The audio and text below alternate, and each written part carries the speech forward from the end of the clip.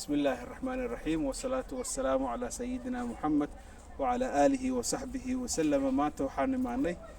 محل هاي ميل oo ma aragtay ku taalo beertaas waxa laga helaa chicken iyo waxyaabo fara badan laakiin shimbirtan turkey laha waa turkey aad u weynaaday afka waxay ku sidataa wax oo ma aragtay ka laalaado kan ninka sidaan u eg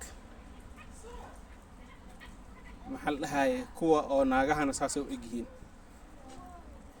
laba xabba markaas ugu xareysan halkaas xabbo dhinacan waa dhinacii bakaylahana waa kasaas u yaala laba xabba u jeedaa laakiin ka badan halkaasna mid cadaan ah ku dhuumanayo bakayle hamster magacyo baas u leeyihiin waa kuwaas waa wax la cuno dhinacan waxa waay digaag qurux waay digaag qurux meesha la keenay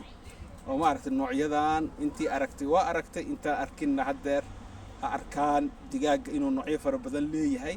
digaagan waxa la yiraahdaa digaag qurux waxa waaye digaaga meelaha lagu qurxiyo